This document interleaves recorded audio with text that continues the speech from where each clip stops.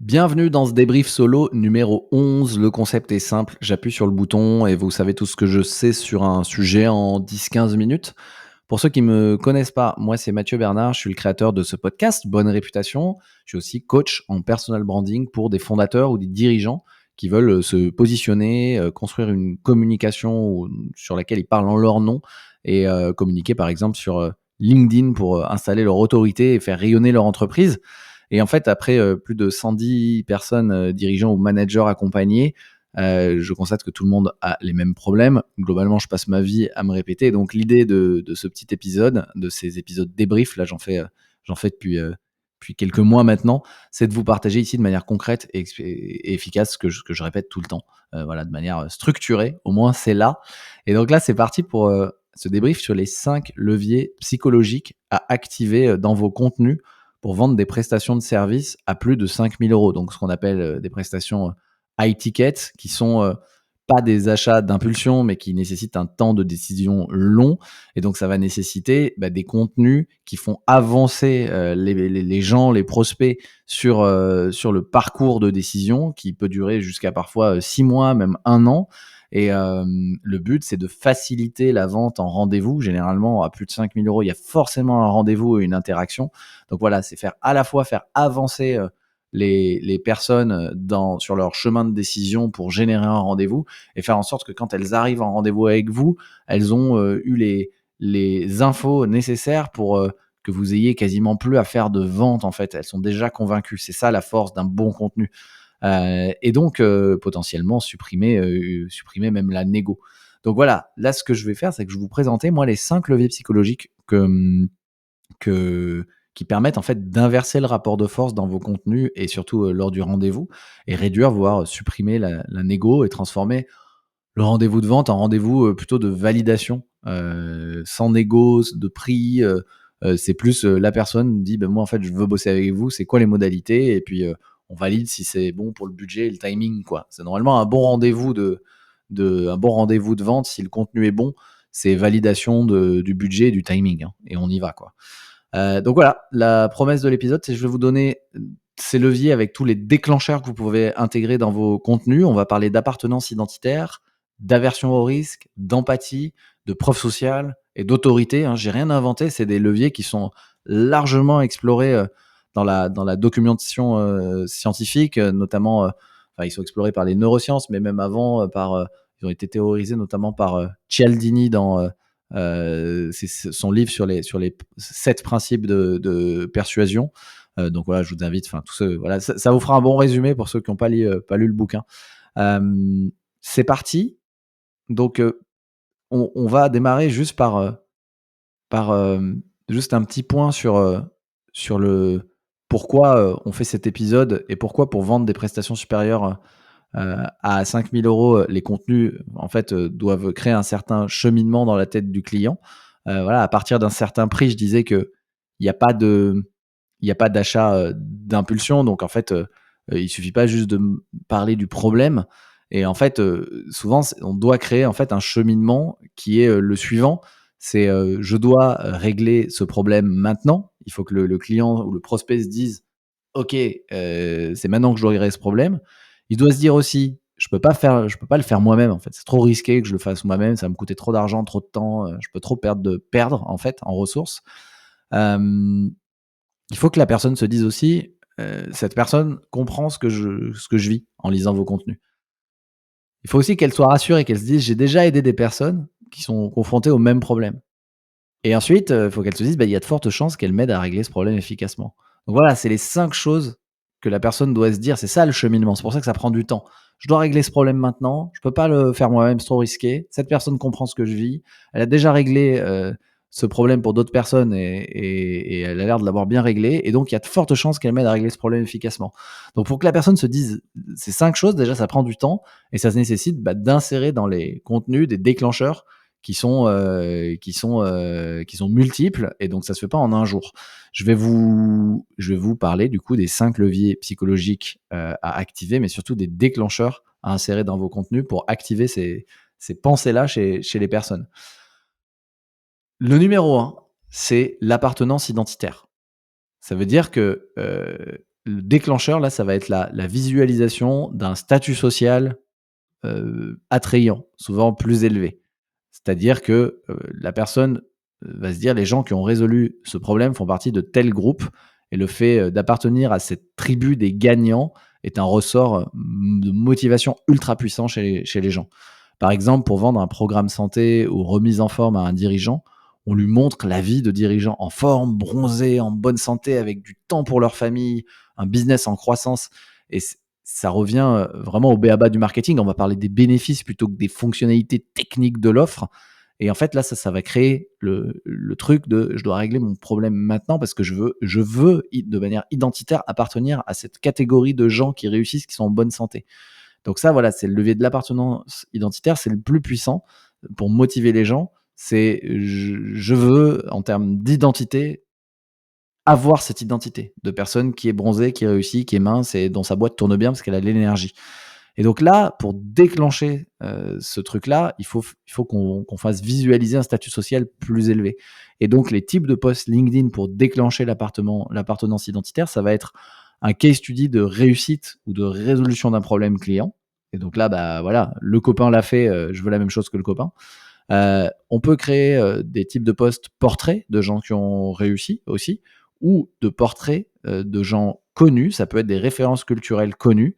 Moi, par exemple, je fais des portraits, d'acteurs de cinéma, j'aime bien le cinéma, donc Cillian Murphy et cetera, de gens qui ont été oscarisés, comment ils ont fait. Ça, c'est important et ça peut être aussi juste des portraits de gens connus dans le business. Par exemple, moi, je fais des portraits de gens qui passent dans mes podcasts, et en fait, ils ont parfois résolu un problème que plein de gens veulent résoudre et donc ça aide aux gens à se projeter. Donc les posts portraits, références culturelles connues, preuves, des case studies, en tout cas des retours d'expérience, de résolution du problème, ça marche très bien pour les gens, ça leur permet de visualiser. Le deuxième levier psychologique, c'est l'aversion à la perte. Et là, le déclencheur, ça va être d'activer le coût d'opportunité. C'est-à-dire que les gens détestent perdre du temps ou de l'argent. Voilà, on a souvent pas assez de ressources, temps et argent. Et donc, le fait de parler du prix à payer à ne rien faire ou du coût de l'inaction, en montrant ses conséquences, va créer une émotion de non, non, ok, il faut que je le fasse maintenant. Donc, il s'agit de montrer aussi les risques à chercher à résoudre le problème sub. Par exemple, un accompagnement de type mastermind à 12 000 euros pour aider les entrepreneurs à vendre leur boîte et donc faire un exit réussi, peut mettre en avant des ventes d'entreprises ratées alors qu'elles auraient pu réussir, la douleur des entrepreneurs qui triment 80 heures par semaine dans leur entreprise pour ne jamais au final récupérer le fruit de leur travail puisqu'ils n'arrivent pas bien à la vendre. Voilà, tous les leviers qui comptent dans une vente d'entreprise et à quel point c'est difficile de tout maîtriser, l'optimisation financière, la structuration des process, la relance commerciale, la partie juridique. Et donc, voilà, là, ça doit créer ce truc-là. Je peux pas le faire moi-même, en fait, c'est trop risqué, je vais perdre trop de temps, d'énergie et d'argent. Donc, les types de posts LinkedIn pour déclencher l'aversion à la perte, c'est les erreurs courantes et les conséquences chiffrées. Ça peut être analyse d'un problème typique avec un exemple où on va dire, bah voilà, voilà, voilà, là c'est typique, la personne a fait ci, ça, et en fait, voilà l'exemple, voilà dans quelle situation elle se trouve. Et donc voilà, c'est des posts où on peut parler de statistiques. Moi, par exemple, sur LinkedIn, je peux parler de tous les gens du nombre de gens qui ne postent pas sur LinkedIn versus ceux qui postent. Donc, on est encore moins de 1% des gens actifs sur LinkedIn à poster. Donc, je peux montrer qu'il y a une vraie opportunité à le faire et qu'en même temps, bah, ceux qui postent pas, ils se coupent de tels chiffres en termes de business. Enfin, voilà, ça peut être un truc comme ça. Il y a plein de ça, je peux parler des erreurs que les gens qui font sur LinkedIn, des gens qui investissent déjà du temps sur LinkedIn, qui investissent peut-être 5 heures, 6 heures par semaine à faire des posts, mais qui n'y arrivent pas, ça ne génère aucun business. Et là, je peux parler des 3 types d'erreurs qu'ils font. Et donc là, ça devrait toucher les gens qui sont déjà chauds, qui tentent et qui arrivent pas. Voilà. Et donc et là, ils doivent se dire normalement: «Ah oui, en fait, ces problèmes-là, je les ai, mais je sais pas du tout comment les résoudre. Bon, il faut que je me fasse accompagner». Hem, le troisième levier psychologique, c'est la sympathie. Et le déclencheur, là, ça va être le personal branding du vendeur et notamment son storytelling. En fait, les gens font toujours plus confiance à une personne qui ont déjà vécu leurs problèmes et en qui, bah, ils ont, une attache émotionnelle. Le meilleur moyen, en fait, pour ça, c'est de partager son histoire et de faire écho chez les autres et voilà, par exemple, moi, si je reprends, l'exemple d'accompagnement pour aider les entrepreneurs à réussir à vendre leur entreprise, bah, le vendeur du mastermind, il doit parler de sa propre histoire d'entrepreneur. Ses exits réussis, ses exits ratés, ce qu'il a compris en chemin, ses révélations, et en fait, là, ça va pousser, la personne à dire: «Cette personne comprend, ce que je vis, elle est passée par là et en plus elle le partage avec des valeurs qui m'intéressent, qui me touchent et donc je vais retenir que parmi tous les gens qui vivent ça, qui accompagnent sur, la vente d'entreprise, lui, il l'a vécu et ça me touche, voilà, je me sens connecté à cette personne et donc je vais plutôt aller vers lui».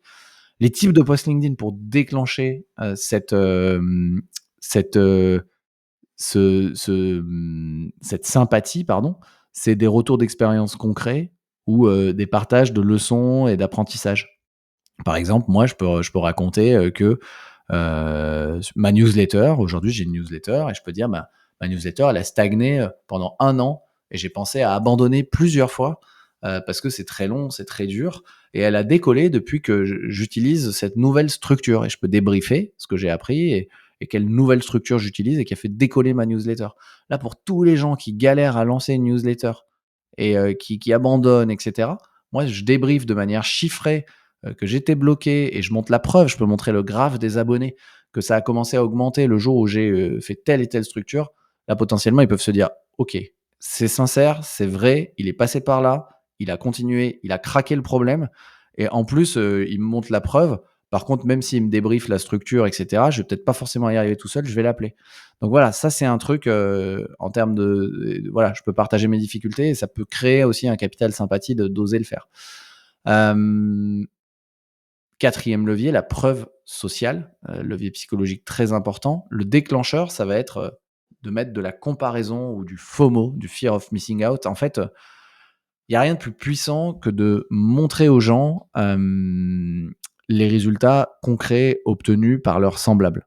Le, en fait, on peut pas s'empêcher de se comparer, personne supporte d'être moins bien que le copain. Donc les contenus qu'on doit créer pour ça, ils doivent créer la pulsion: «Je veux pareil que le copain», en fait et je garde mon exemple sur, le programme d'accompagnement à 12 000 € pour aider des entrepreneurs à réussir la vente d'entreprise. Il faut leur montrer combien est valorisée la boîte d'un concurrent. Il faut leur montrer le résultat d'une vente d'une boîte similaire à la leur. Il faut qu'ils se disent: «Mais c'est possible pour moi aussi, en fait. Cette personne a déjà aidé avec succès des personnes confrontées au même problème et eux qui valent pas mieux que moi, bah, ils ont fait un exit, ils sont millionnaires maintenant et moi, ma boîte, en fait, ils n'avaient pas une boîte mieux que moi». Ça, c'est la preuve sociale, c'est très, très puissant. Les types de posts à faire pour déclencher de la preuve sociale, ça va être des partages de réussite ou résultats clients, des partages d'avis clients ou des relais, d'actu de type passage dans un podcast, conférence, voilà. Plus vous passez dans des médias qui vous donnent de l'autorité, plus c'est intéressant et là, vous devez parler d'histoire, ouais, à chaque fois essayer d'insérer des trucs qui poussent à se comparer, des chiffres et cetera. Ça, c'est en tout cas qui poussent à vos clients à se comparer à ce qu'ils pourraient avoir, quoi. Ça, c'est la preuve sociale. Le Effectivement, il y a à la fois des résultats chiffrés que vous avez faits, mais essayez d'utiliser quand vous publiez sur LinkedIn, d'utiliser le fait que vous publiez pour faire inviter par d'autres. Des conférences, des émissions télé, des passages dans un podcast. Ça va vous donner accès à une autre audience, l'audience de celui qui vous invite et aussi ça va vous valider. Ça donne pas mal de preuves sociales. Le dernier et 5e levier, c'est l'autorité, déclencheur en fait, c'est de donner une nouvelle façon de voir les choses. Là, c'est vraiment sur vos postes experts, c'est de développer, ses propres concepts et sa pensée logique et votre manière particulière, d'amener vos clients du point A au point B. C'est le moment de parler de vos méthodes, du grand changement que vous percevez dans le monde sur votre domaine et donc souvent il y a un ancien jeu, il y a un nouveau jeu. Vous devez expliquer que les gagnants jouent déjà avec ces nouvelles règles du jeu et donc il faut expliquer les nouvelles règles avec, leurs attentes. Je termine toujours par exemple la personne qui vend un mastermind à 12 000 € pour aider les gens à faire un bel exit, à vendre leur entreprise.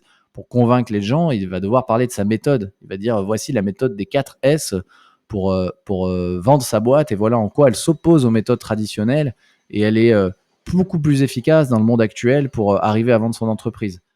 Et là, la personne doit se dire: «OK, cette personne, elle m'ouvre à de nouvelles possibilités.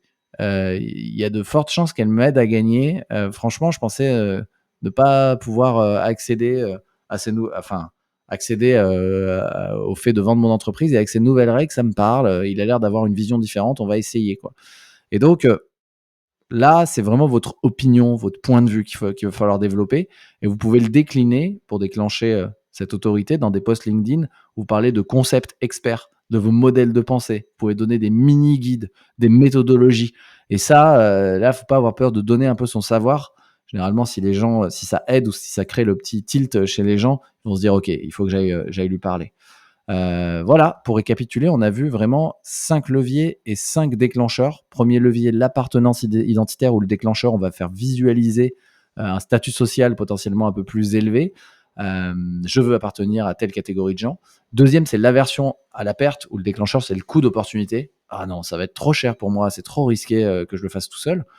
Troisième, c'est la sympathie, où le déclencheur, ça va être le personal branding du vendeur, le storytelling, les valeurs. Ah ouais, cette personne-là me touche et donc j'ai envie de bosser avec elle.